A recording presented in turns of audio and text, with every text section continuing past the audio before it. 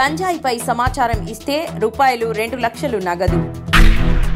రాష్ట్రంలో డ్రగ్స్ ను నిర్మూలించడానికి తెలంగాణ నార్కోటిక్స్ పోలీసులు కీలక నిర్ణయం తీసుకున్నారు. 100 కిలోలలో కంటే ఎక్కువ గంజాయి స్మగ్లింగ్ గురించి సమాచారం ఇచ్చిన వారికి రూపాయలు 2 లక్షల నగదు బహుమతి ఇస్తామని ప్రకటించారు. సమాచారం ఇవ్వాలి అనుకున్న వాళ్ళు 8712671111 నంబర్కు ఫోన్ చేయవలసిందిగా కోరారు.